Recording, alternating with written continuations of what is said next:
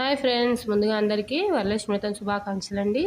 రేపు వరలక్ష్మి వ్రతం కదండి, అందరికని నేనైతే ఒత్తిపత్తి చేసుకుంటున్నానండి. మనం బయట కూడా ఒత్తిపత్తి అమ్ముతూ ఉంటారు, కాకపోతే ఇంట్లోనే నేనైతే ఇలా ప్రిపేర్ చేసుకుంటున్నాను. మధ్యలో పాలు పెట్టుకొని పసుపు కుంకుమ అన్నీ పెట్టుకొని మనం ఇలా పత్తిని ఇలా పొడువుగా చేసుకోవాలండి. మనకు పత్తి దొరుకుతుంది కదండి షాప్లో కూడా.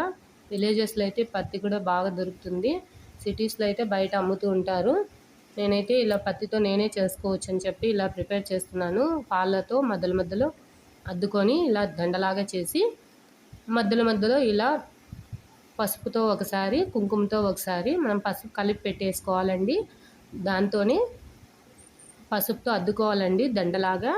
దీన్ని ఒత్తిపత్తి అని కూడా అంటారు. చాలామంది బయట చూస్తూ ఉంటారు కదండి అమ్మవారికి. నేనైతే ఇలా ప్రిపేర్ చేసేసుకున్నాను. మీరు కూడా ఇలాగ ప్రిపేర్ చేసేసుకోండి, ఈజీగా ఉంటుంది. బయట కావాలన్నా కొనుక్కోవచ్చు మనము. చూసారు కదండి, మధ్యలో మనం ఇలా అద్దుకొని పాలతో పసుపు కుంకుమ అద్దుకుంటే దీన్ని వస్త్రం అని కూడా అంటారండి అమ్మవారికి. చూసారు కదండి, ఇలా లాస్ట్లో మనము కొద్దిగా పసుపు అంతా పెట్టేసుకున్నాను. నేను ఇప్పుడు కుంకుమ పెట్టేసుకుంటున్నానండి.